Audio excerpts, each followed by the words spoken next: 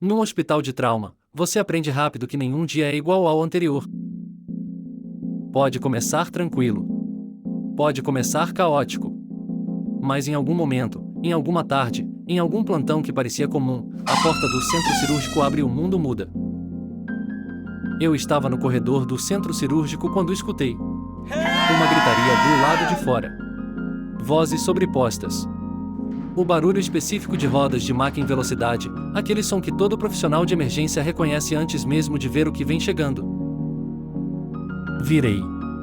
A porta bateu de vez aberta e a máquina entrou empurrada por 3 enfermeiros correndo. De longe só dava para ver sangue. Muito sangue. No rosto. No pescoço. Escorrendo pelo travesseiro branco que já estava completamente vermelho. Gritei para colocar em sala imediatamente. Quando cheguei perto e vi de fato o que estava na frente de mim, parei por uma fração de segundo. Só uma fração. Porque no centro cirúrgico de um hospital de trauma você não tem o luxo de ficar parado. Mas aquele segundo existiu. Enfiada no crânio do paciente, levemente acima da têmpora direita, havia uma chave de fenda. Não era pequena. Era uma chave de fenda comum, do tipo que existe em qualquer caixa de ferramentas, do tipo que qualquer pessoa já segurou na mão pelo menos uma vez na vida. Enterrada no crânio de um homem que estava acordado. Acordado. Esse era o detalhe que tornava tudo ainda mais surreal. Ele não estava inconsciente. Não estava em choque profundo. Estava olhando para cima com os olhos abertos e assustados, com aquela expressão de quem sabe exatamente a gravidade do que está acontecendo e está travando um acordo silencioso com cada pessoa na sala. Por favor. Não deixe eu morrer. Repetia isso. Baixinho. Com uma clareza que contrastava de forma perturbadora com a chave de fenda no crânio. Por favor. Não deixe eu morrer.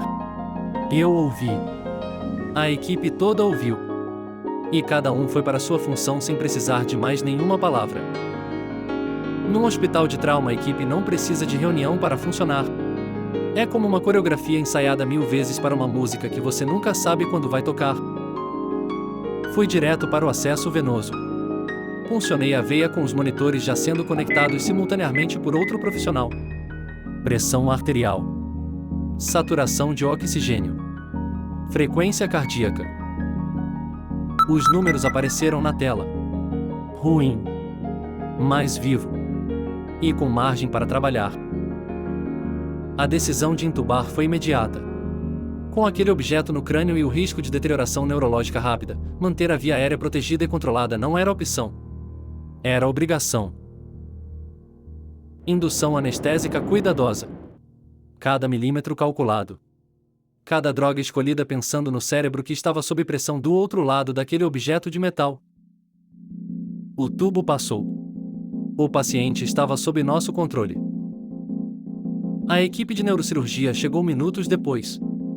Vi nos olhos do neurocirurgião o mesmo que eu tinha sentido quando me aproximei pela primeira vez. Aquela fração de segundo.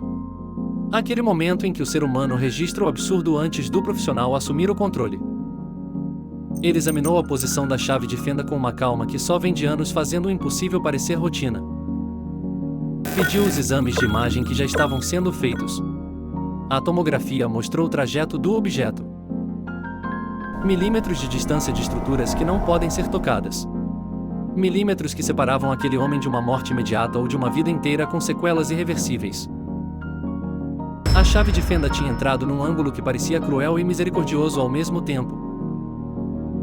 Cruel porque entrou. Misericordioso porque não acertou o que poderia ter acertado. A retirada foi cirúrgica. Precisa e delicada. O neurocirurgião trabalhou com aquela concentração absoluta que silencia qualquer sala. Ninguém fala mais do que o necessário nesses momentos. Os monitores apitam. Os instrumentos passam de mão em mão. O tempo existe de forma diferente. A chave de fenda saiu. Inteira. Limpa. Com o controle do sangramento feito em tempo. O crânio foi lavado, tratado, fechado com a precisão de quem sabe que dentro dali existe tudo o que faz aquele homem ser quem ele é. Quando o paciente foi encaminhado para a UTI, A sala ficou em silêncio por um momento. Não de alívio imediato. De processamento. Porque mesmo quando dá certo, o corpo precisa de um segundo para entender que deu certo. Nos dias seguintes todo mundo no hospital queria saber o que tinha acontecido. Era briga? Tentativa de homicídio? Acidente industrial? Como alguém chega a um pronto-socorro com uma chave de fenda no crânio e ainda consegue pedir para não morrer? A história que a equipe foi montando nos dias seguintes era de agressão, de violência, de alguma situação extrema que tinha saído de controle. O mistério ficou suspenso por 3 dias. No terceiro dia ele acordou. Saiu da sedação devagar, como acontece depois de um trauma craniano grave. Abrindo os olhos aos poucos. Reconhecendo o ambiente. Processando onde estava e o que tinha acontecido. Quando estava estável e comunicativo, fui visitá-lo na UTI. Ele me viu entrar.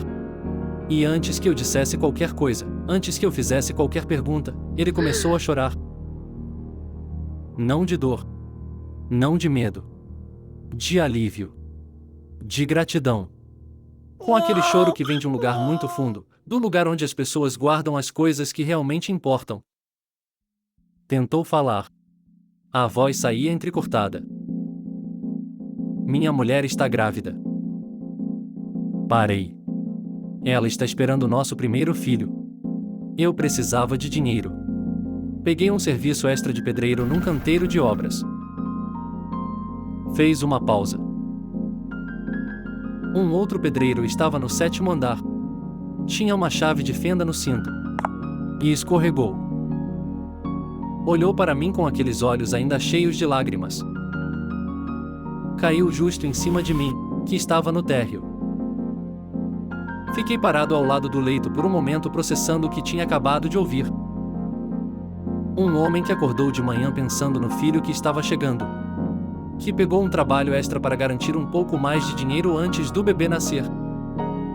E que numa fração de segundo, por um descuido, por um encaixe mal feito, por um momento de azar absoluto, teve uma chave de fenda caindo em direção ao próprio crânio. Não era briga. Não era violência. Era um pai tentando cuidar do filho antes mesmo dele nascer. Saí da UTI naquele dia com aquela sensação que só esse trabalho dá. Não é euforia. Não é orgulho simples. É algo mais quieto e mais profundo. É a consciência de que aquele homem vai poder estar na sala de parto quando o filho chegar. Vai poder segurar aquele bebê nos braços. Vai poder contar essa história anos depois numa mesa de jantar enquanto a família ri e fica horrorizada ao mesmo tempo. Vai poder ver o filho crescer. Por causa de uma equipe que estava no lugar certo, no momento certo, fazendo o que foi treinada para fazer. Dias assim são pesados. São estranhos. São o tipo de coisa que você não consegue explicar direito para quem não trabalha numa emergência.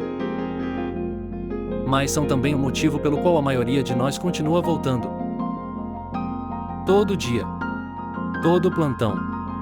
Toda porta que abre sem avisar o que vem chegando. Porque do outro lado de cada maca que entra correndo existe uma história. Uma mulher grávida esperando em casa. Um filho que ainda não sabe que quase ficou sem pai. E um pai que só queria chegar até o fim do mês.